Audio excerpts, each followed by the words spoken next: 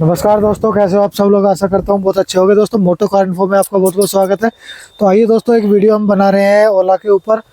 ओला के ऊपर क्या है कि जो है हमें 2-3 कमेंट आए थे कि भाई इस तरह से कि ओला गांव के लिए सक्सेस नहीं है। तो मैं सर से आज फिर एक रिव्यू ले रहा हूँ कि गाँव के लिए सक्सेस है नहीं, क्योंकि ये गाँव में ही यूज़ कर रहे हैं। तो हेलो सर, कैसे हो। मैं बढ़िया हूँ सर, आप सुनाइए। सर मुझे 2-4 कमेंट आए थे इस तरह के कि ओला गाँव के हिसाब से ठीक नहीं है, आप तो गाँव में यूज़ कर रहे हो।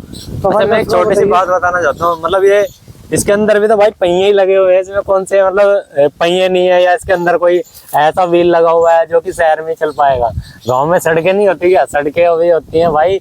बस ये है कि गांव में ये सोचते होंगे कि भाई वहाँ पे चक्रोड होती हैं या मतलब घास वगैरह होती है, उसमें नहीं। भाई मैं ऐसे, आप मुझसे लगा सकते हो सर, मैं इसे जहाँ से आप कह सकते हो मैं वहाँ चला सकता हूँ। ऑफ रोडिंग के मामले में अगर बात करें ना ओला, तो इसमें एकदम बेहतरीन है, क्योंकि इसके जो पहिए हैं ना वो काफी चौड़े पहिए दे रखे हैं, और ऐसे नहीं है बहुत पतले पहिए हैं। टायर का साइज भी इतना बड़ा है कि जितना जुपिटर में आता है ना BS6 में, उससे भी बहुत बढ़िया साइज है। और टायर जो है ना मोटाई में भी और लंबाई में भी चौड़ाई में भी। और देखो, ये देखो बैक साइड में जो फ्रंट में साइज मिलता है ना टायर का साइज, वही आपको बैक साइड में मिलता है। तो दोस्तों गांव में हो चाहे शहरों में, उससे तो इसकी कोई भी प्रॉब्लम आने वाली नहीं है। अब गांव में किस वजह से मना करी होगी मैं बता रहा हूँ जी सर। देखो क्या है कि बहुत से भाई डरते हैं कि शहर में ये है कि शोरूम पास में होता है, कोई समस्या आए तो लेकर के चले जाओ। भाई ओला ने ये गाड़ी ऐसी बनाई है, मतलब इसमें समस्या आएगी ही नहीं। अगर समस्या आ भी रही है, देखो कोई भी चीज होती है समस्या तो आती है, चलाने में प्रॉब्लम होती भी है। समस्या के लिए हमने पहले भी एक भैया ने साथ वीडियो बनाई थी और मैंने दिखाया था। भाई मेरा मतलब भैया के साथ वीडियो बनवाने का यही मकसद है, जिसके पास ओला S1 Pro Gen 2 है ना, मतलब वो अपने घर पे ही ठीक कर ले, इसमें ज्यादा मेजर प्रॉब्लम नहीं आती है। चलिए मैं आगे से दिखाता हूँ सर, आइए मैं दिखाता हूँ आपको। देखो इसमें कुछ बटन दिए हुए हैं, यहाँ पे एक की पैनल है, एक यहाँ पे है की। आपको R वाला बटन दिखाई दे रहा है, इधर पावर वाला बटन दिखाई दे रहा है। आपको कोई छोटी मोटी समस्या लग रही है ना, हैंग वैंग की, भाई गाँव में रह करके भाई आप सर्विस सेंटर पर नहीं ले जा सकते, बहुत दूर बैठता है, और भाई ऐसा है उनके पास अभी नए नए सर्विस सेंटर कहीं कहीं बन रहे हैं, तो सर्विस में कहीं ना कहीं इश्यू आ सकता है। सर्विस में बोलते हैं बहुत से भाई हमारे इधर सही है, किसी के इधर सही ना हो। और मेरे यहाँ से मैं बताऊँ ना, मेरे यहाँ से 24 किलोमीटर दूर है सर्विस सेंटर। चलिए मैं दिखा भी देता हूँ आपको। देखो मैं यहाँ से, मैं अपना ओला, मैं यहाँ पे गया, मैप पे गया, ठीक है। मैप पे जाने के बाद देखो, मैंने खरीदा था ना जब ओला सर्विस सेंटर, देखो अभी दिखाता हूँ। ये देखो मैं इस वाले पे गया था, ये तो बिल्कुल अभी नया नया खुला है। देखो यहाँ पे दिखा रहा है मोदी नगर वाला, ये तो बिल्कुल नया खुला है, ठीक है। ये मेरठ रोड पे दिखा रहा है, ठीक है। ये तो अभी नया खुला है, लेकिन 5 से 10 हजार किलोमीटर, 5 से 6 किलोमीटर दिखा रहा है। लेकिन मैं इस वाले से लगा आया था खरीदने, ये यहाँ से, मतलब बहुत दूर बैठता है, मतलब मेरे यहाँ से बहुत दूर बैठता है। तो दोस्तों गांव में रह करके आप ओला बेफिक्र होकर खरीद सकते हो, उसमें वाली सिरदर्दी वाली बात नहीं है। अब गांव में किस वजह से कह रहे होंगे, देखो मैं बताता हूँ, आपको बता रहा होगा कि वहाँ पे लो वोल्टेज की प्रॉब्लम रहती है, फ्लक्चुएशन होता है, या चार्जिंग का इश्यू आ सकता है। यही होगा, क्योंकि गाँव में रह करके बहुत 3 बड़ी प्रॉब्लम लगती होंगी पब्लिक को। एक तो सर्विस, कि भाई शहर के आसपास होंगे उन्हीं की सर्विस अच्छी मिल पाएगी, गांव में ओला लेकर के सर्विस अच्छी नहीं मिल पाएगी। तो ये बिल्कुल सरासर गलत है। गांव वाले हों तो भी, शहर वाले हों तो भी आपको सर्विस एक नंबर मिलेगी, अगर सर्विस सेंटर आपका 1-1.5 साल पुराना हो गया। क्योंकि जो नए सर्विस सेंटर खुले हैं ना, 3 से 4 महीने तक उन पे सर्विस नहीं दी जा रही है, क्योंकि बनाने में सर टाइम लगता है। दूसरा पॉइंट ये है कि चार्जिंग से रिलेटेड, कि इसका जो चार्जर है वो क्या लो वोल्टेज को सपोर्ट कर सकता है। मैं आपको बता देना चाहता हूँ, आपको कितना भी गांव ठेठ क्यों ना हो, हर गांव में सर अब मीटर लगे हुए हैं। और जहाँ मीटर लगे हुए हैं ना, वहाँ पे हर गांव में हर नुक्कड़ पे, मतलब जैसे एक गली बना रखी है ना, उसमें 10 मकान है या 20 मकान है, तो हर उसका एक बड़ा ट्रांसफार्मर हर कोने पे लगा मिलता है। मतलब अब जो लो वोल्टेज की प्रॉब्लम है ना, वो खत्म ही हो गई है। अब करीब सर आप कितना मानते हैं, तो मिनिमम से मिनिमम वोल्टेज 170-80 तो घरों में आती है। इसका जो चार्जर है 140 वोल्टेज से ऑपरेट हो जाता है। बताओ 140 वोल्टेज सर बहुत लो होती है, और 280 हाईएस्ट होती है, बहुत ज्यादा होती है। तो 140 से 280 वोल्टेज के बीच में आप बेफिक्र होकर चला सकते हो ना, आपको कोई स्टेबलाइजर लगाना, क्योंकि अगर स्टेबलाइजर आप इसके चार्जर पे लगाओगे तो बिल ज्यादा आएगा, सीधी सी बात है। मैंने लगा करके देख रखा है, कोई फायदा नहीं है।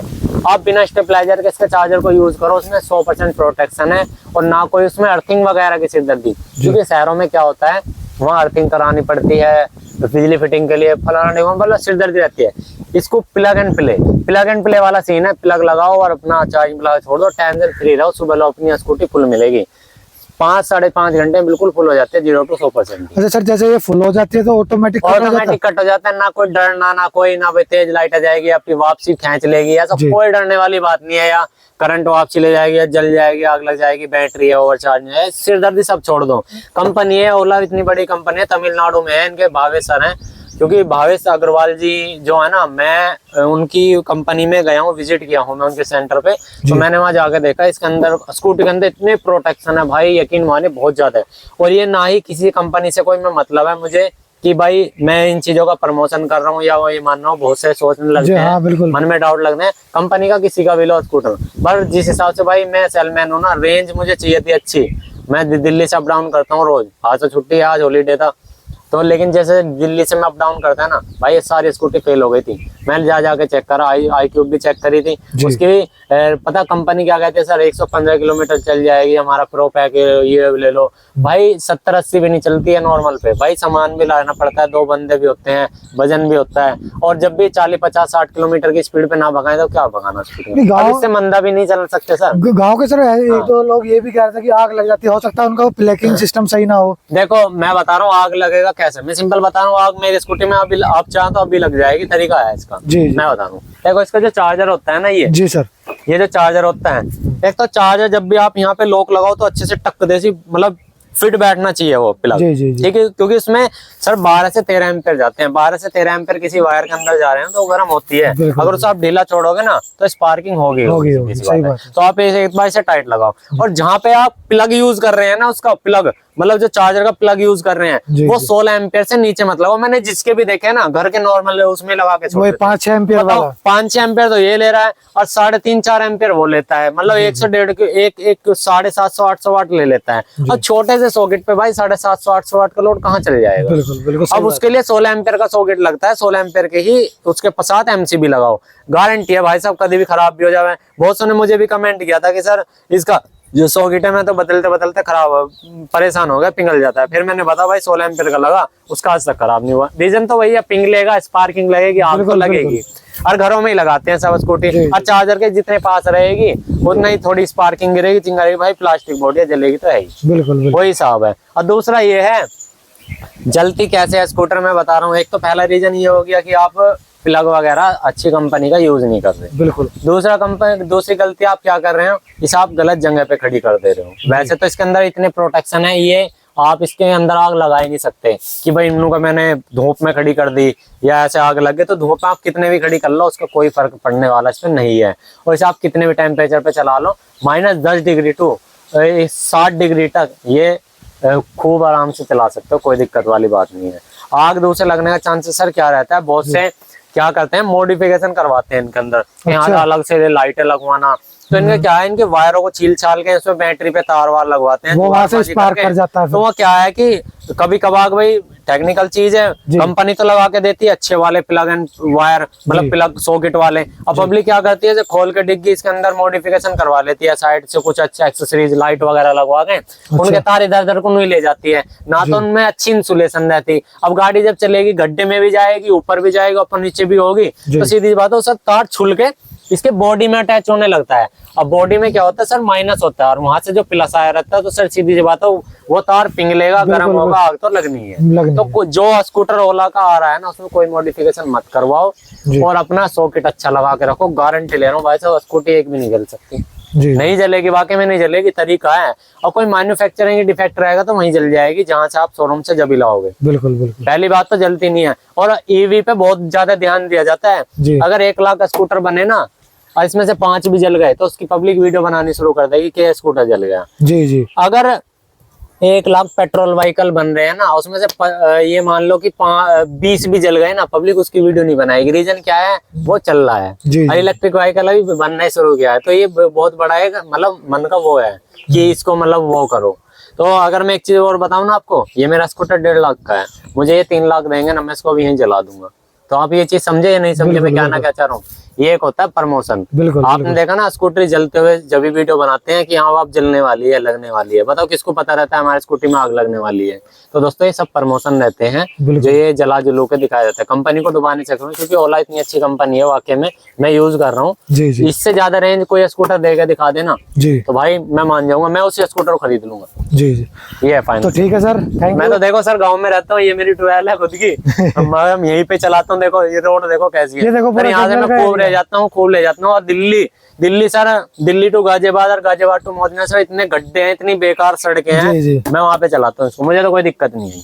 तो ठीक है दोस्तों, मिलते हैं नेक्स्ट वीडियो के साथ। सर के साथ बड़ा अच्छा लगा रिव्यू लेके। बिल्कुल तो सर मिलते हैं फिर नेक्स्ट वीडियो में। बिल्कुल जी बिल्कुल, कोई प्रॉब्लम समस्या बिल्कुल। लगेगी हम बिल्कुल और वीडियो दोस्तों- बनाएंगे।